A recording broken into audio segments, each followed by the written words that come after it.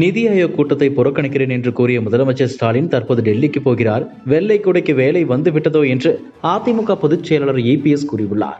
மத்திய அரசை தமிழ்நாட்டை புறக்கணிப்பதால் நிதி ஆயோக் கூட்டத்தை நான் புறக்கணிக்கிறேன் என்று வீர ஆவேசமாக பேசிய முதலமைச்சர் ஸ்டாலின் தற்போது நிதி ஆயோக் கூட்டத்தில் பங்கேற்க டெல்லிக்கு பறக்கிறாராம். தமிழ்நாட்டு மக்களுக்கு ஒரு தேவை என்றால் போகாதவர் தன் குடும்பத்திற்கு ஒரு தேவை என்றதும் செல்கிறார். அன்று 2Gக்காக அப்பா டெல்லி சென்றார். இன்று டாஸ்மாக், தியாகி, தம்பி, வெள்ளை குடைக்கு வேலை வந்து விட்டதோ, படுத்தே விட்டாரையா, எல்லாம் தம்பி படுத்தும் பாடு, யார் இந்த தம்பி என்று எடப்பாடி பழனிசாமி தனது எக்ஸ் தளத்தில் பதிவிட்டுள்ளார்.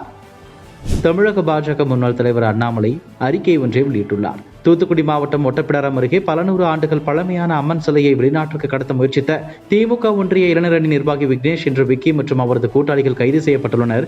இந்த விக்னேஷ் ஒட்டப்பிடாரம் திமுக MLA சண்முகையாவுக்கு நெருக்கமானவர் என்றும் இந்த சிலை கடத்தலில் MLAவுக்கு தொடர்பு இருப்பதாகவும் மக்கள் புகார் கூறுகின்றனர். ஆனால் திமுகவை சேர்ந்தவர் என்பதாலேயே சிலை கடத்தல் வழக்கில் சண்முகையா இதுவரை விசாரணைக்கு உட்படுத்தப்படவில்லை என்று தெரிய வருகிறது. யாராக இருந்தாலும் முறையான விசாரணை நடத்தி உண்மை குற்றவாளிகள் கண்டறியப்பட வேண்டும். சிலை கடத்தலில் தொடர்புடைய அனைவரையும் சட்டத்தின் முன் அரசு நிறுத்த வேண்டும் என்று அதில் கூறப்பட்டுள்ளது. கர்நாடக மாநிலம் விஜயநகராவில் காங்கிரஸ் சார்பில் பேரணி நடைபெற்றது. இதில் கட்சியின் முக்கிய தலைவர்கள் ராகுல் காந்தி, மல்லிகார்ஜுன கார்கே உள்ளிட்டோர் கலந்து கொண்டனர். பேரணியில் பேசிய ராகுல் காந்தி, கர்நாடகாவில் காங்கிரஸ் அரசு ஆட்சி அமைத்து 2 வருடங்கள் ஆகிறது. 5 முக்கிய வாக்குறுதியை நாங்கள் கொடுத்தோம். பாஜகவும் மோடியும் காங்கிரஸ் கொடுத்த வாக்கை காப்பாற்றாது என்று கூறினர். ஆனால் 1 கோடி பெண்களுக்கு மாதம் 2000 ரூபாய், 1 கோடி குடும்பங்களுக்கு 200 யூனிட் இலவச மின்சாரம், 4 கோடி பேருக்கு 10 கிலோ இலவச உணவு தானியங்கள், பெண்களுக்கு இலவச பேருந்து பயணம், வேலையில்லா இளைஞர்களுக்கு மாதம் 3000 ரூபாய் உதவித்தொகை ஆகிய 5 முக்கிய வாக்குறுதிகள் நிறைவேற்றப்பட்டுள்ளன என்று அவர் கூறினார். திமுகவிடம் வெளிப்படைத்தன்மை கிடையாது, பிரச்சனைகளை மறைக்க வேண்டும் என்பதே அக்கட்சியின் நோக்கம் என்று தாவிகாவின் ஆதவர்ஜுனா கூறியுள்ளார். அரசியல் எதிரி திமுக, கொள்கை எதிரி பாஜக என விஜய் கூறினார். அதே மனநிலையில்தான் அவர் இருக்கிறார். எதிர்க்கட்சியை ஏன் எதிர்க்க வேண்டும் என புரியவில்லை. அதிமுக பாஜக கூட்டணிக்கு மறுநாளே எதிராக அறிக்கை வந்துவிட்டது. எங்களின் நிலைப்பாடு தெரிவித்து விட்டோம்.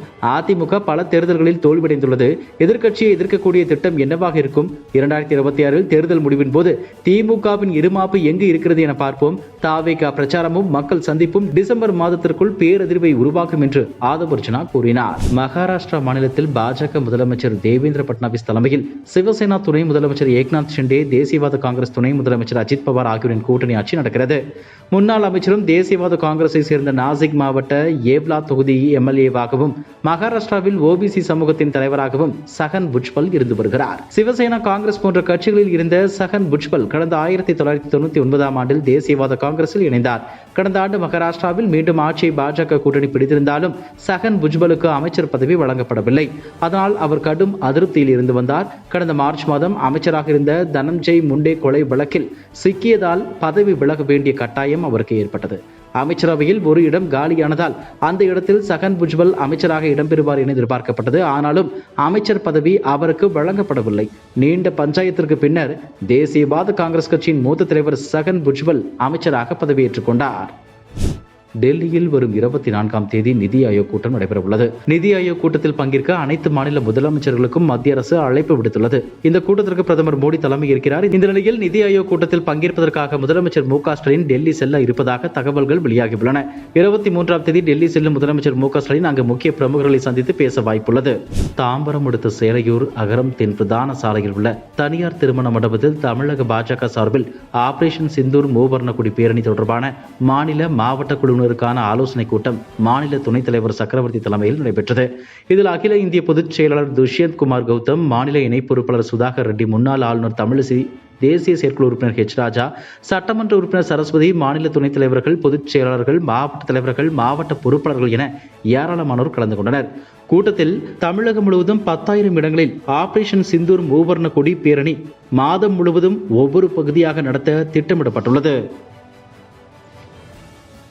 இதுபோன்ற செய்திகளை மேலும் தெரிந்து கொள்ள எங்களது YouTube, Facebook மற்றும் Twitter ஆப்களை சப்ஸ்கிரைப் செய்யவும்.